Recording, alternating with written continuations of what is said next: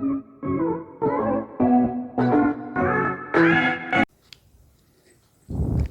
बच्चों, आज हम क्लास 12th केमिस्ट्री के चैप्टर नंबर 9 उपसंयोजन यौगिक के अंतर्गत उपसंयोजक यौगिक किसे कहते हैं के बारे में अध्ययन करने जा रहे हैं।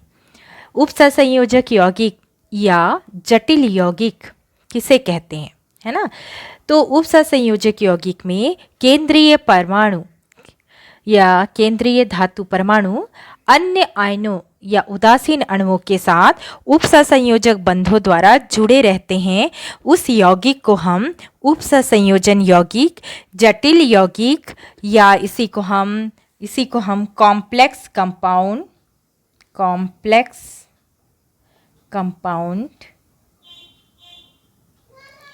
संकुल आयन,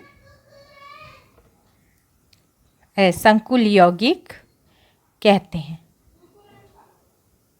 संकुल यौगिक कहते हैं, है ना।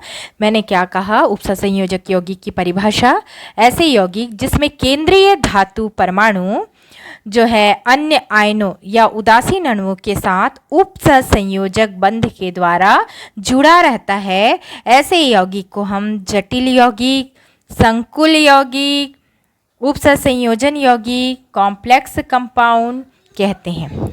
अब इसमें क्या होता है, जैसे ये एक उदाहरण है K4FeCN6। इसमें मैंने बड़े कोष्ठक में लिखा है।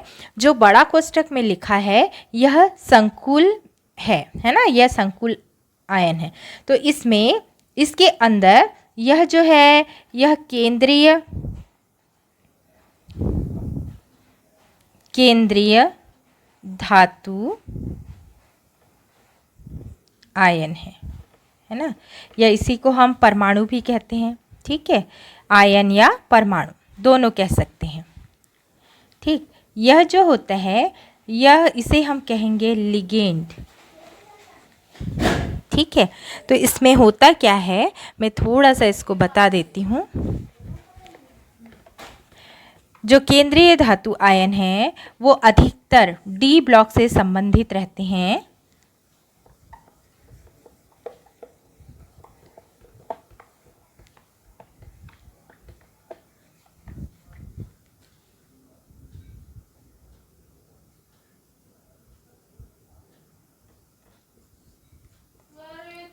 जो केंद्रीय आयन है ये अधिकतर डी ब्लॉक के जो तत्व हैं वो होते हैं, क्योंकि डी ब्लॉक के पास रिक्त डी ऑर्बिटल होने के कारण यह इलेक्ट्रॉन युग्म को क्या करता है, ग्रहण करता है, ठीक है। तो इसमें जो ये आयरन है यह केंद्रीय धातु आयन है, और यह जो यहाँ पे लिगेंड है ना, ये क्या कर रहा है, इलेक्ट्रॉन युग्म को क्या कर रहा है, दान में दे रहा है ना। लेकिन कैसा दान में दे रहा है, आंशिक रूप से दान में दे रहा है। और कौन से बंध से बंध रहा है, उपसंयोजक बंध से बंध रहा है ना। ये उपसंयोजक बंध के द्वारा क्या हो गया, बंध गया।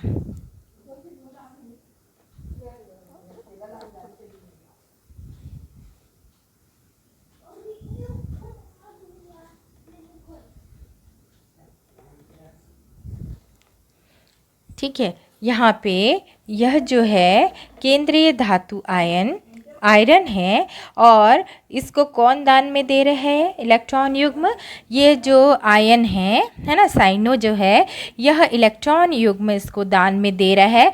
लेकिन कैसा दान में दे रहा है, आंशिक रूप में दान में दे रहा है। तो यह दान में देता है, इसलिए इसको हम कहते हैं ग्राही, और जो ग्रहण करता है उसको हम कहते हैं, सॉरी उल्टा हो गया, जो दान में देता है वह है दाता, और जो ग्रहण करता है वह है ग्राही, ठीक है। तो यहाँ पे यह जो है साइनो जो है वह इलेक्ट्रॉन युग्म दान में दे रहा है ना, एक जोड़ी इलेक्ट्रॉन जो है वह दान में दे रहा है, ठीक है। तो यह क्या बोलते हैं, आंशिक रूप में दान में दे रहा है, पूरी तरह से दान में नहीं देगा, ठीक है। तो आंशिक रूप से यह दान में दे रहा है, तो यह दाता, यह ग्राही। तो हम इसको किस चिन्ह के द्वारा, यानी कैसे दर्शाए हैं, एरो के चिन्ह के द्वारा हम यहाँ पे दर्शाए हैं। उपसंयोजक बंध को हम ऐसे ही दर्शाते हैं, ठीक है। तो यहाँ पे उपसंयोजक बंध जो बना हुआ है, ठीक है। तो इस प्रकार जो यौगिक का निर्माण हुआ है इसे हम क्या कहते हैं, उपसंयोजन यौगिक कहते हैं। अब आते हैं संकुल आयन किसे कहते हैं। यह जो है यह संकुल है ना।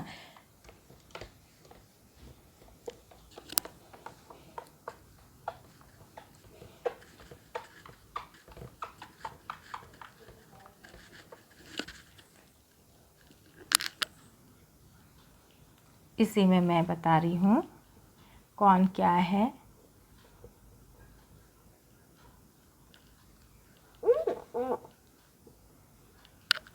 यह केंद्रीय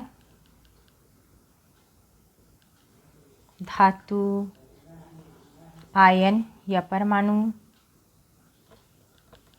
यह है लिगेंड, ठीक है। यह है प्रति आयन,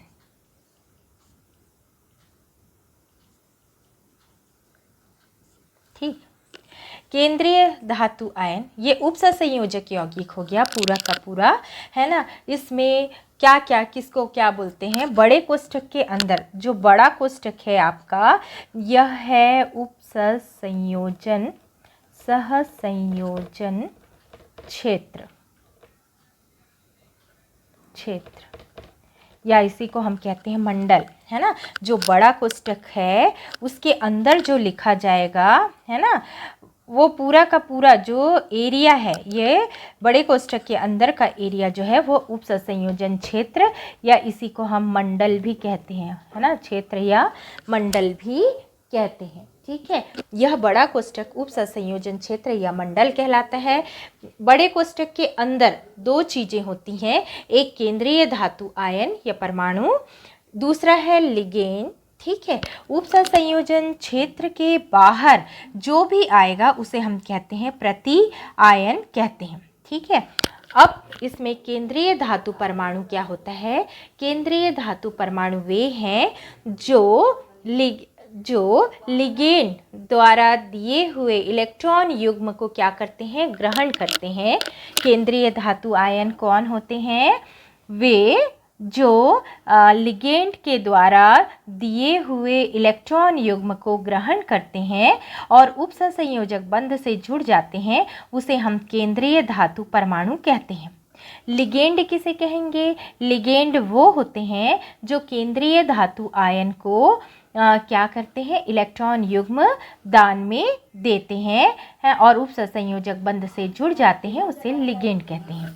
लिगेंड किसे कहते हैं, फिर से बोल रही हूँ, लिगेंड वे होते हैं जो केंद्रीय धातु आयन को इलेक्ट्रॉन युग्म है ना, क्या करते हैं, दान में देते हैं, इलेक्ट्रॉन युग्म दान में देते हैं और उपसंयोजक बंध से जुड़ जाते हैं, उसे हम क्या कहते हैं, लिगेंड कहते हैं, ठीक है।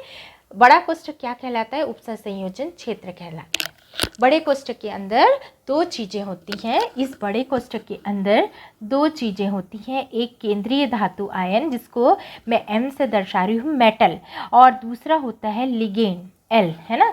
तो इस उपसंयोजन में दो चीज़ें हैं, केंद्रीय धातु आयन मेटल और दूसरा है लिगेंड, है ना। केंद्रीय धातु आयन वे होते हैं जो लिगेंड से इलेक्ट्रॉन युग्म ग्रहण करते हैं और उपसंयोजक बंध से जुड़ जाते हैं। लिगेंड वे होते हैं जो केंद्रीय धातु परमाणु को इलेक्ट्रॉन युग्म दान में देते हैं, ठीक है।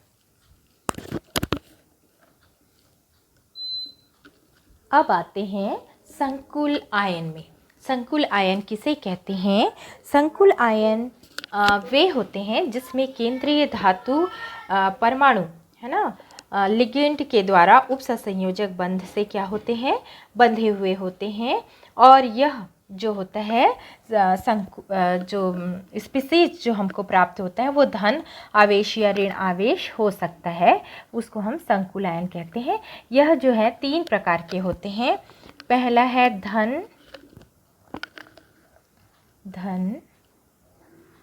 धनायनिक संकुल मतलब जटिल, है ना।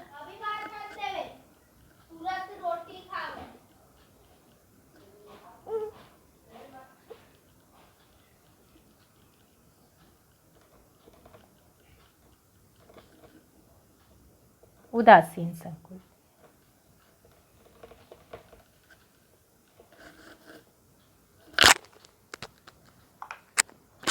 धनायनिक संकुल,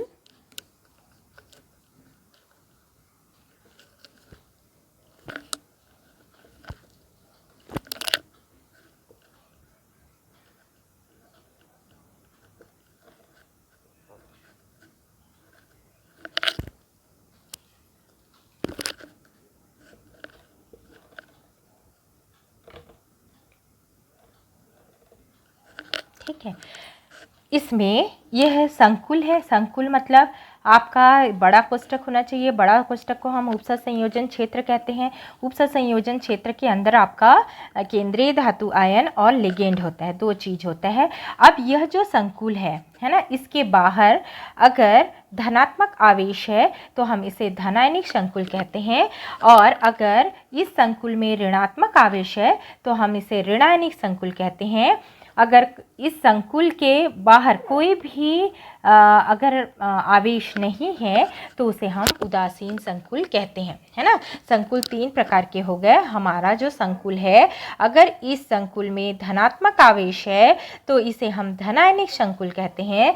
उसके बाद ये वाले जो संकुल है, इसमें देखिए यह ऋण आवेश है ना, संकुल के बाहर में ऋण आवेश है तो हम इस संकुल को ऋणायनिक संकुल कहते हैं। और इस संकुल में यहाँ पे ना ही धन आयन है ना ही ऋण आयन है ना, तो इस संकुल को हम क्या कहते हैं, उदासीन संकुल कहते हैं। ठीक है। अगर इसको मैं इस तरह से लिखती हूँ K4 FeCN6, तो ये आपका संकुल यौगिक कहलाएगा। यह संकुल यौगिक कहलाएगा। अगर उसमें चार्जेस हैं तब वह आयन कहलाएगा। ठीक है, यह क्या कहलाएगा, आयन, है ना। ठीक है, अगर उसमें कोई चार्जेस है तो वो धनायनिक संकुल आयन, और अगर ऋण आयन है तो ऋणायनिक संकुल आयन कहलाएगा। ठीक है। अब आते हैं हम लिगेंड